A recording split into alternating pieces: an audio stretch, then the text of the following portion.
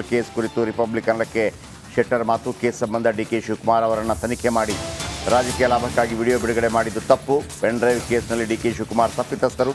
ಎಸ್ಐಟಿಯಿಂದ ನಿಷ್ಪಕ್ಷಪಾತ ತನಿಖೆ ನಡೆಯುವುದು ಅನುಮಾನ. ಸಿಎಂ ಸಿದ್ದರಾಮಯ್ಯ ವಿರುದ್ಧ ಜಗದೀಶ್ ಶೆಟ್ಟರ್ ವಾಗ್ದಾಳಿ. ಆಡಳಿತ ವ್ಯವಸ್ಥೆ ಹದಗೆಟ್ಟಿದೆ, ಮುಖ್ಯಮಂತ್ರಿಗಳಿಗೆ ಬಿಗಿ ಇಲ್ಲ, ಪ್ರಜ್ವಲ್ ಹಾಸನದಲ್ಲಿದ್ದಾಗಲೇ ಕ್ರಮ ತೆಗೆದುಕೊಳ್ಳಬೇಕಿತ್ತು ಅಂತೇಳಿ ಜಗದೀಶ್ ಶೆಟ್ಟರ್ ಮಾಜಿ ಮುಖ್ಯಮಂತ್ರಿ ಹೇಳಿಕೆಯನ್ನು ಕೊಟ್ಟಿದ್ದಾರೆ. ಕೇಳಿಸ್ಕೊಳ್ಳಿ.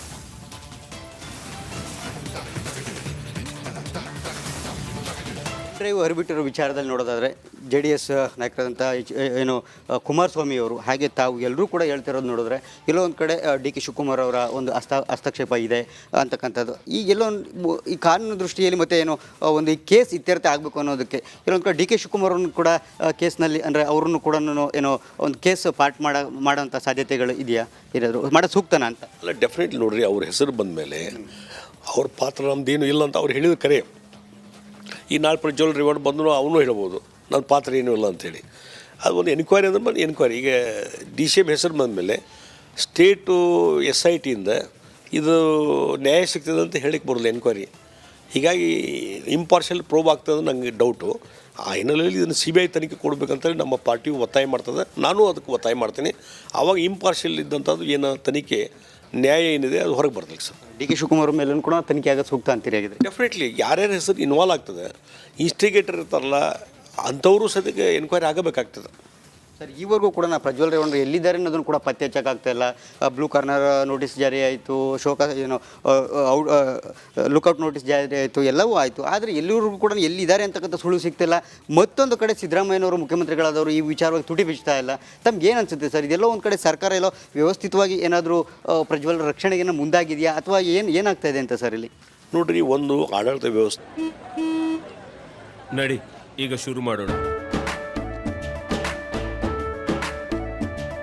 ಕೇಸರಿಯಿಂದ ಮನೋಲ್ಲಾಸ ಮನಸ್ಸು ಮತ್ತೇರಿ ಕುಣಿದಾಡಿದೆ ನೋಡು, ಮನಸ್ಸು ಮತ್ತೇರಿ ಕುಣಿದಾಡಿದೆ ನೋಡು.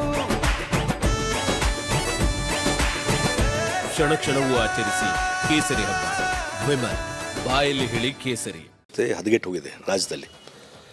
ಇವತ್ತು ಆಡಳಿತದಲ್ಲಿ ಬಿಗಿಯಿಲ್ಲ ಸಿದ್ದರಾಮಯ್ಯನವ್ರಿಗೆ. ಆಡಳಿತ ವ್ಯವಸ್ಥೆ ಕುಸಿದು ಹೋಗಿದೆ. ಆ ಹಿನ್ನೆಲೆಯಲ್ಲಿ ಲಾ ಆ್ಯಂಡ್ ಆರ್ಡರ್ ಪ್ರಾಬ್ಲಮ್ ಆಗ್ತಾಯಿದ್ದಾವೆ. ನೇಹಾ ಹಿರೇಮಠ ಅವ್ರ ಮರ್ಡರ್ ಆಯಿತು.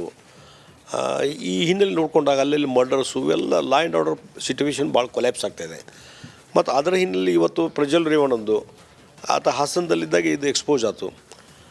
ಅದೇ ಸಂದರ್ಭದಲ್ಲಿ ಇಮಿಡಿಯೇಟ್ಲಿ ರಾಜ್ಯ ಸರ್ಕಾರ ಇನಿಷಿಯೇಷನ್ ತೊಗೋಬೋದಾಗಿತ್ತು. ಅವನು ಎಲ್ಲಿ ಪ್ರವಾಸ ಹೋಗುವಂತ ತಡೆ ಹಿಡಿಬೋದಾಗಿತ್ತು. ಹಿಡಿದಿಲ್ಲ ಅಂತಂದರೆ ಕೈ ಕಟ್ಟಿ ಕುಂತಿದೆ ಅಂತ ನಂಗೆ ಅನ್ನಿಸ್ತದೆ. ಮತ್ತು ಅವ್ರು ಏನು ಎಕ್ಸ್ಪೋಸ್ ಆಗ್ತಾರೆ ಆಗಲಿ, ಅದರ ಲಾಭ ರಾಜಕೀಯ ಲಾಭ ತಗೊಳ್ಳೋ ಅಂತ ಹವಣಿಕೆಯಲ್ಲಿ ಇದ್ದಿರ್ಬೋದು ಅಂತ ನಂಗೆ ಅನಿಸ್ತದೆ. ಇದಿಷ್ಟು ಕೂಡ ಮಾಜಿ ಮುಖ್ಯಮಂತ್ರಿಗಳಂಥ ಜಗದೀಶ್ ಶೆಟ್ಟರ್ ಅವರ ಮತ್ತು ಒಂದು ಕಡೆ ಪ್ರಜ್ವಲ್ ರೇವಣ್ಣ ಅವರ ವಿಚಾರವಾಗಿ ಡಿ.ಕೆ. ಶಿವಕುಮಾರ್ ಸೇರಿದಂತೆ ಯಾರೆಲ್ಲ ಹೆಸರುಗಳು ತಳುಕು ಹಾಕೊಂಡಿದೆ ಈ ಕೇಸ್ನಲ್ಲಿ ಅವರೆಲ್ಲರನ್ನೂ ಕೂಡ ತನಿಖೆಗೊಳಿಸ್ಪಡಿಸಬೇಕು. ಜೊತೆಗೆ ಈ ವಿಚಾರ, ಈ ಕೇಸನ್ನು ಏನಿದೆ, ಈ ಕೇಸನ್ನು CBI ತನಿಖೆಗೆ ವಹಿಸುವುದು ಸೂಕ್ತ ಅಂತಕ್ಕಂತಹ ಸ್ಪಷ್ಟವಾದಂಥ ಮಾತುಗಳನ್ನು ಹೇಳಿರ್ತಕ್ಕಂಥದ್ದು. ಕ್ಯಾಮ್ರಾ ಪರ್ಸನ್ ಮಂಜುನಾಥ್ ಜೊತೆ ಸುರೇಶ್, ರಿಪಬ್ಲಿಕ್ ಕನ್ನಡ, ಬೆಂಗಳೂರು. ರಾಜಕೀಯದಲ್ಲಿ ಪೆನ್ ಡ್ರೈವ್ ಕೋಲಾಹಲ.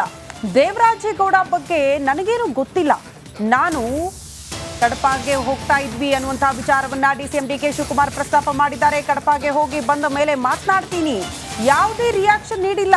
ದೇವರಾಜೇಗೌಡ ಅವ್ರನ್ನ ವಶಕ್ಕೆ ಪಡೆದುಕೊಂಡಿದ್ದಾರೆ ಪೊಲೀಸರು. ಈ ಬೆಳವಣಿಗೆಯ ಕುರಿತು DCM D K. Shivakumar no reaction. ಕಡಪಾಗೆ ಹೋಗ್ತಾ ಇದ್ದೀನಿ, ನನಗೇನೋ ಅದ್ರ ಬಗ್ಗೆ ಮಾಹಿತಿ ಇಲ್ಲ, ಹೋಗಿ ಬಂದ ಮೇಲೆ ಮಾತಾಡ್ತೀನಿ ಅಂತ DCM ಡಿ.ಕೆ. ಶಿವಕುಮಾರ್ ಹೇಳಿದ್ದಾರೆ. ಬಹಳ ನಿರೀಕ್ಷೆ ಇತ್ತು DCM ಡಿ.ಕೆ. ಶಿವಕುಮಾರ್ ಅವರ ರಿಯಾಕ್ಷನ್ ಬಗ್ಗೆ.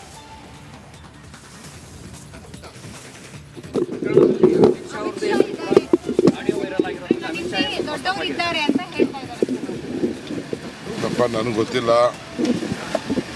ನಾನು ಕಡಪಾಗ ಹೋಗ್ತಾ ಇದ್ದೀನಿ. ಕಡಪಾಗ ಹೋಗಿ ಮಡಗ್ಸಿರಾಗ ಹೊರಟು ಬರಬೇಕು. ಎಲೆಕ್ಷನ್ನು ನಾನು ಮನೆಯಿಂದ ಪೇಪರಿಗೆ ಓದ್ತಾ ಇದ್ದೀನಿ. All night I was very busy. ನಾನು ಹೋಗಿ ಬಂದ ಮೇಲೆ ಅದೇನು ನೋಡ್ಬಿಟ್ಟು ನಮ್ಮ ಓಕೆ. ಈ ನಡುವೆ 2 ವರ್ಷದ ಬಳಿಕ ಪ್ರವೀಣ್ ನೆಟ್ಟಾರು ಹತ್ಯೆ ಆರೋಪಿ ಅಂಧರಾಗಿದ್ದಾನೆ. ಪ್ರವೀಣ್ ನೆಟ್ಟಾರು ಹಂತಕನ ಹೆಜ್ಜೆ ಗುರುತೆ ರೋಚಕವಾಗಿದೆ. ಕೊಲೆ ಮಾಡಿ 2 ವರ್ಷ ತಲೆಮರೆಸಿಕೊಂಡಿದ್ದ ಮುಸ್ತಫಾ ಪೈಚಾರ್ 2 ವರ್ಷಗಳಿಂದ ಹಿಂದೆ ಬಿದ್ದು ಕೊನೆಗೂ ಬಂಧಿಸಿದ ಎನ್ಐಎ ವಿಚಾರಣೆ ವೇಳೆ ತಲೆಮರೆಸಿಕೊಂಡ ಬಗ್ಗೆ ಮುಸ್ತಫಾ ಮಾಹಿತಿಯನ್ನು ಕೊಟ್ಟಿದ್ದಾನೆ. ಕಳೆದ 1 ತಿಂಗಳ ಹಿಂದೆ ಸಕಲೇಶ್ಪುರಕ್ಕೆ ಬಂದಿದ್ದ ಮುಸ್ತಫಾ, ಈ ಸಂದರ್ಭದಲ್ಲಿ ಆತನನ್ನು ಬಂಧನ ಮಾಡಲಾಗಿದೆ.